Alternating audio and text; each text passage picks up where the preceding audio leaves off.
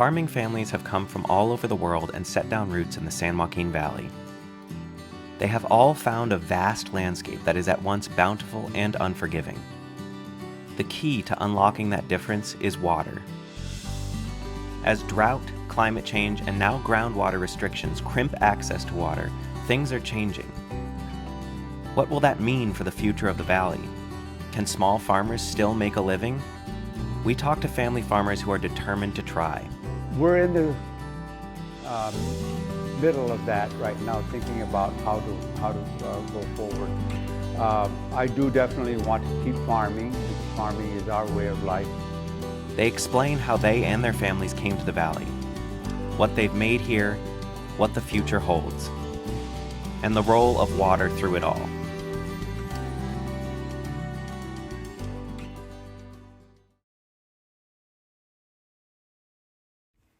This project was made possible by a grant from the James B. McClatchy Foundation and all SJV water donors.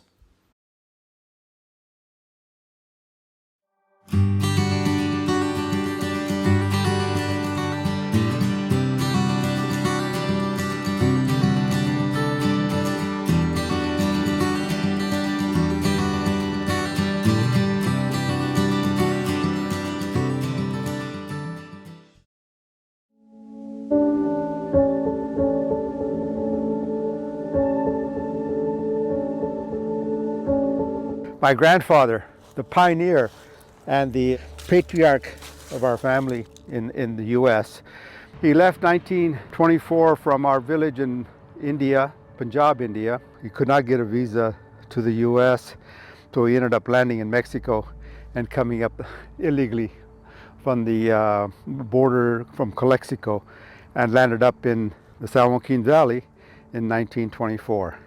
After he left, my grandmother gave birth to my dad, but in all those years, he could not get a visa or any way have any opportunity to go back.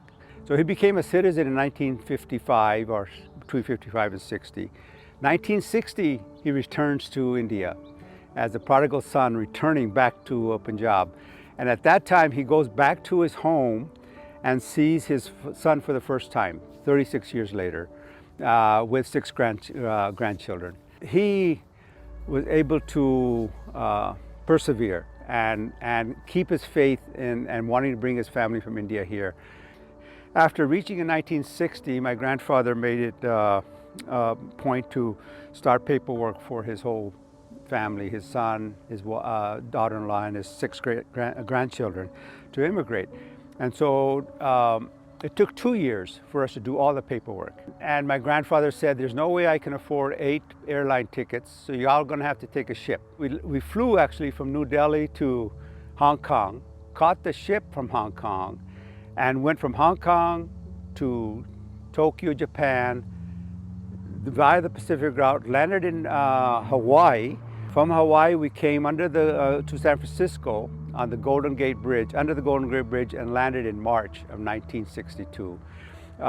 It was a 22-day journey on the ship. I was only 6 years old at that time. I'm the youngest of the 6 siblings. We lived in a little town called Cantua Creek, which was a company town.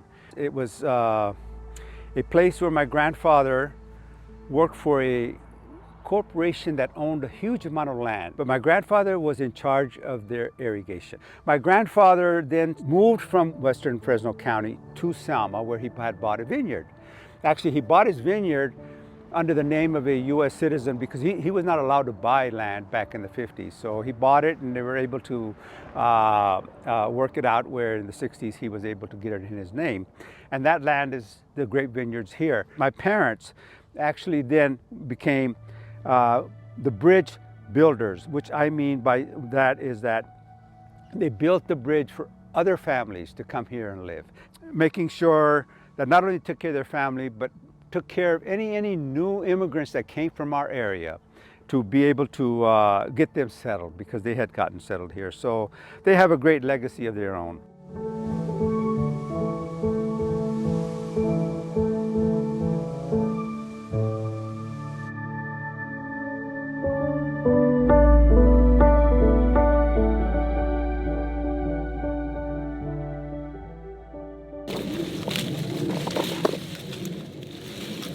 total of about 100 acres, and I would say 85% of it is grapes, and that would be Thompson seedless, which is mainly a raisin grape, but it can be used for wine. It can be for table grapes. The final product is in the field after we put them on the tray. Pick them off the vine and put them on the tray, and they'll come now. This evening we'll probably do that. They'll just turn this way, here and here, and they'll flap roll them and put them right there because we want to get them out of the sun. Everyone here on the east side has to have pumps because we cannot rely on canal water. Canal water is only there when it's wet years, and normally in the past, 20 years ago, it was there every year. We would have some source of surface water. The past 20 years, I would say it's been a hit and miss. This year we got 30 days of running water, and but last year I believe we didn't get any. Canal, when the water is plentiful, it's full in the summer, and the water is actually flowing through here, which is great because it's also filtering into the ground and building up the water table, and it runs for 3 months. But this year, like I said, it ran for a month. And our property is right here, and this is our gate. So all we have to do is open this gate, and it's linked to our pipeline that goes right over there. And then that goes into our vineyard. It's 90 acres. What we have is a larger well here at this farmstead. So a total of 3 wells. These 90 acres are located in 3 different locations, and each location has a well. We're accustomed to having water level at 55, 60 feet here back 20 years ago. And so there's some old wells here that didn't go very deep, and then we had a drop of about 50, 60 feet of water level. And so there were wells that we had to put new wells in or put pumps in much deeper if the wells were deep enough. But I put in a couple of domestic wells. Fortunately, so far I got my fingers crossed. I haven't put in an agricultural well, but I could foresee it coming if the drought continues.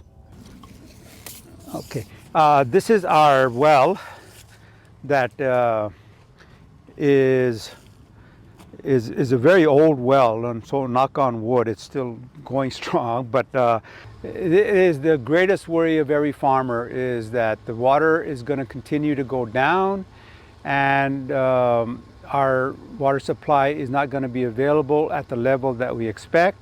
And once that happens, our wells go dry, and then the well is a very, very expensive project to then go back in and try to drill deeper on that well or put in a new well.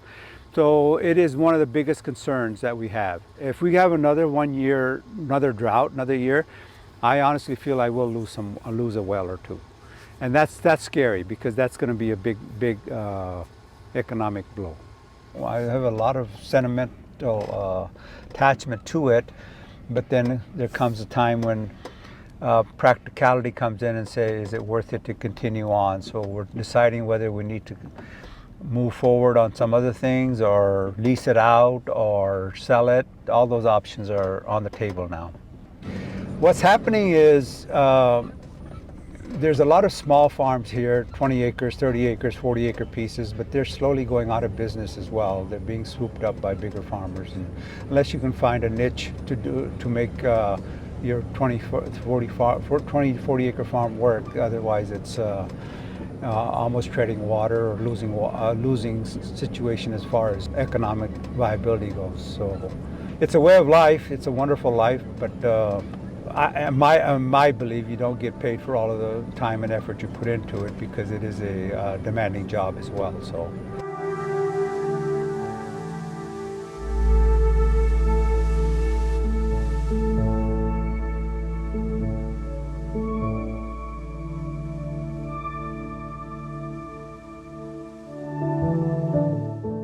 You know, one part of your heartstrings tears at you that you don't want to sell it because it's something that my grandfather worked so hard to make.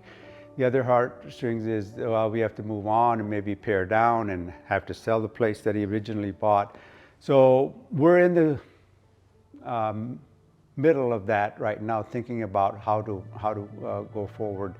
I do definitely want to keep farming because farming is our way of life in the sense we do want to keep our base here, but maybe we will pare it down, but still haven't come to that hard decision is what it is.